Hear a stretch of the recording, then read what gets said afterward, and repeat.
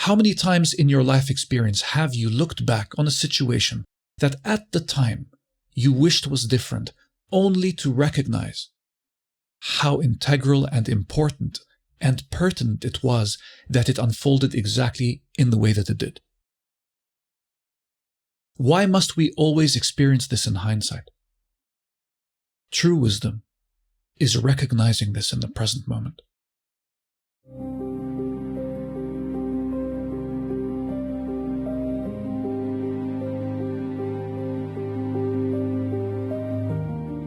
Welcome back to the Void Compass. No matter what challenge you are going through at this point in time, no matter what sensations you feel arise within your being in this present now moment, know this: the state of surrender is the most powerful state of being you can be in. Why is this? When you choose with your free will to surrender, you are sending out a very clear signal, a powerful beam of consciousness that says, there is nothing wrong with my eternal now moment. There is nothing wrong with my eternal now moment.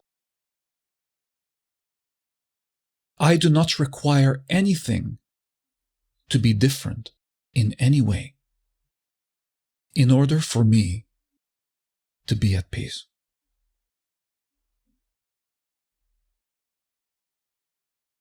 In this powerful state of surrender, you have suddenly removed the barriers that normally block the way between yourself and peace.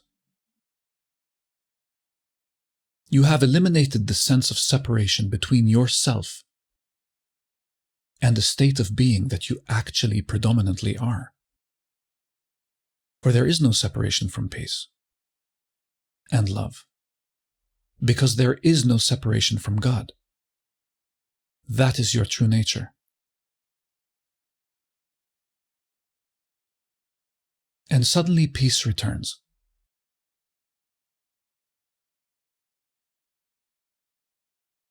Has anything changed with the physical circumstance? In any way? No. And yet suddenly you are at peace.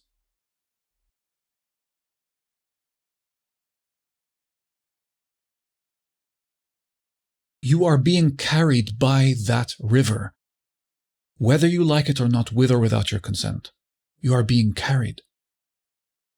That divine flow is happening within your life experience, whether you are choosing to acknowledge it or not. It does not wait for your permission. So when you are in a state of surrender, you are allowing a benevolent and infinitely more powerful force to flow through you.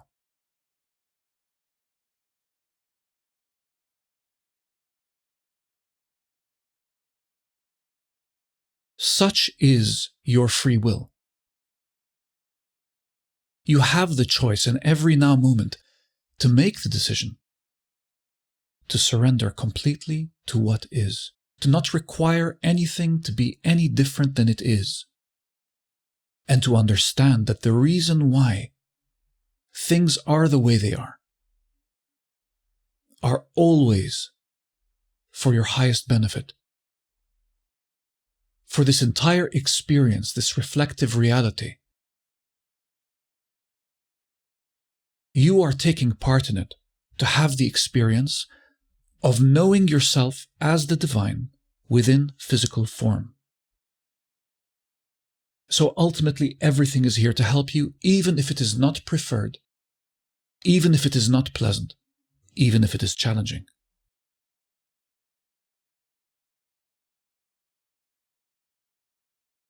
Some of the most deep, challenging situations carry the most transformative power. Why? Because they force you into a state of surrender. Sometimes you are left with no other option.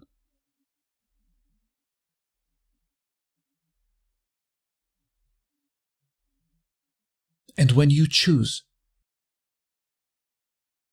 to surrender to what is, regardless of what it looks like within the physical experience, you are back in your seat of power. And it has nothing to do with you personally.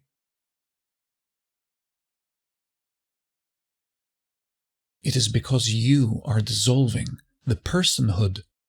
The person part of you dissolves and allows that powerful force to flow through you, to guide you, to carry you, to love you, to protect you, to claim you. This is why I say, if you are suffering, first take ownership of it. Understand that you are perpetuating your suffering by holding on to an idea and a thought that your present now moment should be different than it currently is. That is the fastest entrance point into suffering. Just believe that. Believe that your now moment should look different than it is, and I promise you, you will be suffering in no time. That's the fast track. Best way. And conversely, the easiest way to exit a state of suffering is to accept that God does not make mistakes. If what is, then you can be sure that it is meant to be that way, even if your mind does not understand it. Even if you do not know why, it's okay. It's okay that you do not know. You are not supposed to know everything in this now moment, for that would betray the law of confusion that keeps you in process, keeps you learning. If you knew everything, if you knew exactly why your now moment looks the way it does, would that not betray your process? If you knew how everything was going to turn out, what's the point of being here? Where's the learning? How do you foster a state of faith when you already know all of the outcomes? How do you build trust in the divine? How do you build the state of surrender, which is not a state of weakness, but a state of resilience and a state of true power? How many times in your life experience have you looked back on a situation that at the time you wished was different, only to recognize how integral and important and pertinent it was that it unfolded exactly in the way that it did? Why must we always experience this in hindsight?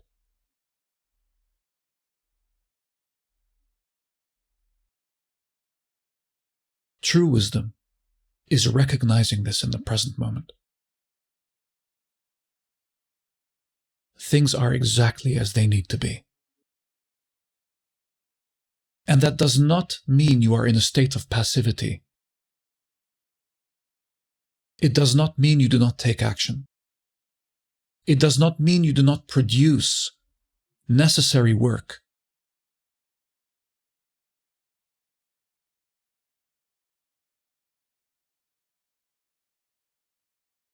But you do not do that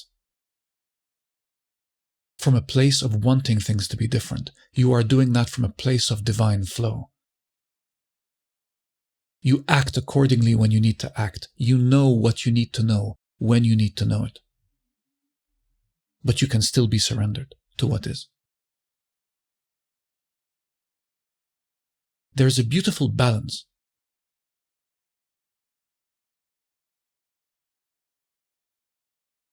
to be struck between movement and being completely immobile. Times of being in action where there is fervor and passion and results, and times of seeming inactivity, deep introspection, feeling your own awareness, and sometimes that is enough. And nothing more is required. And that constant urging quality of the mind to try to push you towards some sort of outcome that will make this now moment a little bit better, that is recognized as nothing more than the kinetic property of thinking. Presence has a static quality to it. It has nowhere to go. It doesn't need to go anywhere. It sits vast and expansive and deep and endless. No matter how much you can explore it, you will never reach the ends of it. It will just deepen and expand infinitely. Thought, however, has a kinetic quality to it. Because the mind always sees itself as a subject, viewing an object within space and the distance in between, it will always attempt to propel you to an outcome that looks better than the one that it currently has, because it operates from lack. And it attempts to move you always in that direction. And it builds a strategy and tells you, well, this is the problem. This is how this now moment should be different. And I know just how to make it different. And so you identify with the mind, with the thought that says there is something wrong. This situation is missing. This partner is missing. How do we get them back? How do we make this situation different? And you're off to the races. And we jump on that bike and start pedaling furiously, no longer in a state of surrender to what is. Because we are now convinced, as we have used our consciousness to identify not with divinity and pure awareness, but with the mind and its own individual agenda. And we have identified with this and are now propelling ourselves towards an outcome we think we're going to get. And when that doesn't work, we suffer more. Not only are we suffering while not having it in the now moment, we suffer when we do not quite achieve what we think we're going to achieve.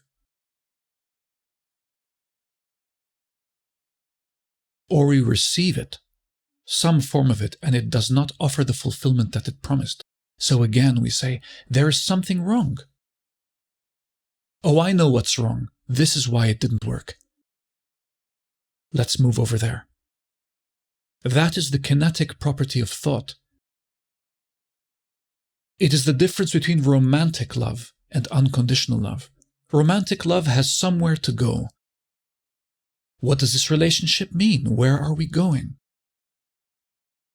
What experience can we have that is going to elicit greater pleasure? Whereas unconditional love is static. It needs nothing to be different. It sits there, vast and expansive. And you can bask in it without ever requiring the now moment to offer you anything different.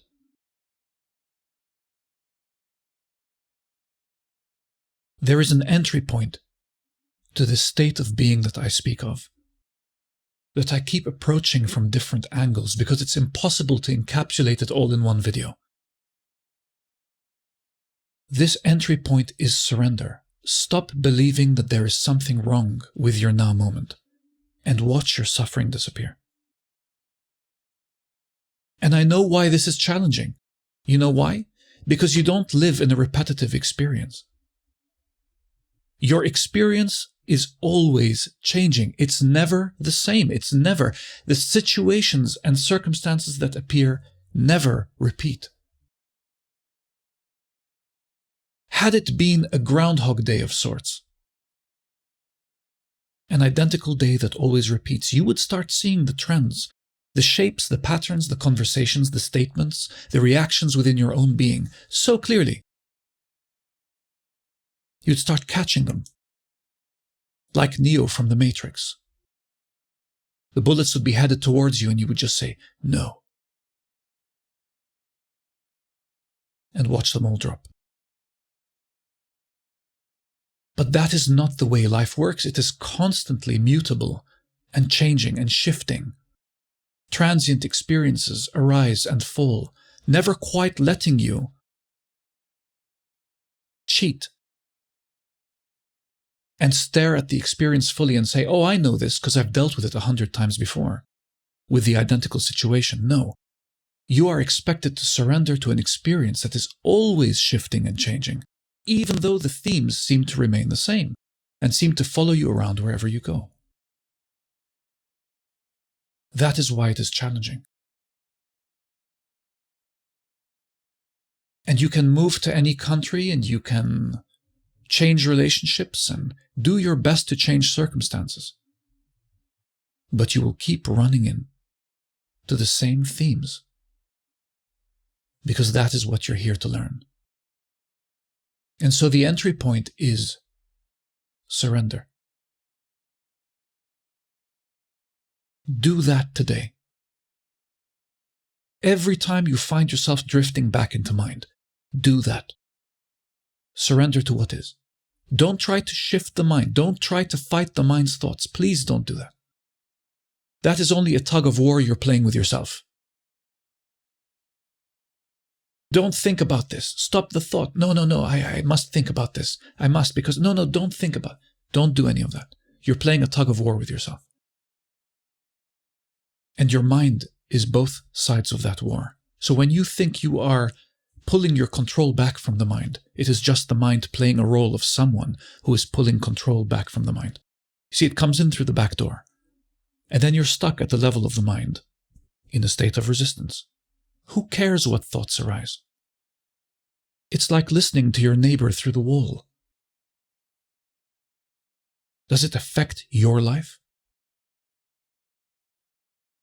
Are you the person or are you presence? Do not fixate on what the mind is telling you. Come up into your awareness. Be aware of the thoughts that arise. Don't be attached to what is being said. If your mind is thinking about a certain theme repeatedly, let it. Offer no resistance. But don't attach to what is being said. Be loving with it. It's thinking about something you think you're not supposed to be thinking about, because it's going to affect your life negatively, all of which is a thought construct, by the way. It's okay. I understand. You're trying to keep me safe and you're trying to bring me to your version of happiness and joy and love. Thank you for trying. It's okay. I got this and I got you. Be reassuring with it. Just because you are not attached to your mind doesn't mean you can't be loving and understanding. Viewing it in its innocence. And again, this is a state of surrender. You're surrendering to whatever is arising within you in this moment, emotionally, thought-wise, what is happening inside you, what is happening outside you. You are surrendered to it. You are not fighting it. And then come and find me, your suffering. Do this and tell me that you are still suffering. once you release all of the thoughts and ideas that something should be different than it is, then come and tell me you're suffering. Then come and tell me that your pain isn't stopping. That's why I say, take ownership of your suffering. Don't be a victim to it. Take ownership of it. I am perpetuating my own suffering. That's okay. Own it. You can't let go of anything you don't own first. I can't throw away my piano if I don't have a piano.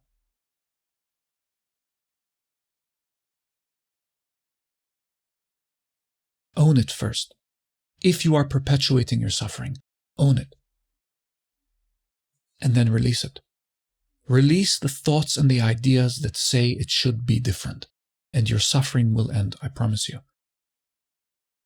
And then your mind will come back in and say, yeah, but if I do that, then I'll never have what I want. Release that too. It's just a thought form. You don't know that. From your innocent perspective, due to the law of confusion that keeps you focused in this experience, focused in your process, you do not know how things are going to turn out. And you don't need to. You will know what you need to know when you need to know it. So release that too.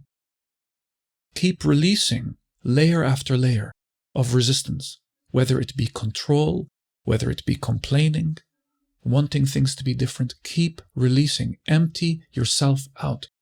For when you become an empty enough vessel, what comes and resides within you and guides you and loves you and carries you and protects you and claims you?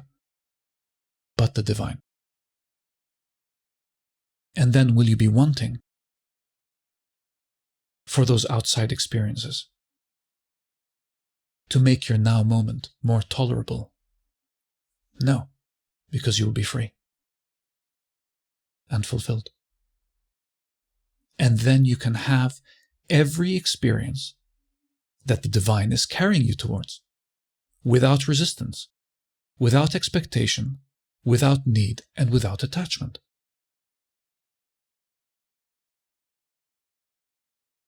And all you need to do is surrender in every now moment that arises. That's it. Is that too simple for the mind? Perhaps. But who cares? You're not your mind.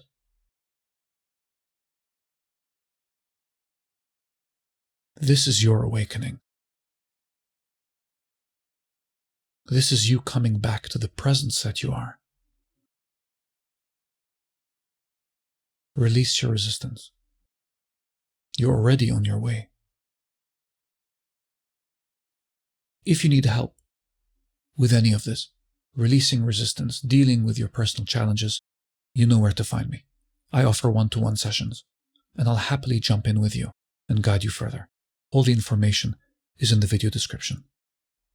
But I am going to leave it here, and I will see you next time on The Void Compass with more.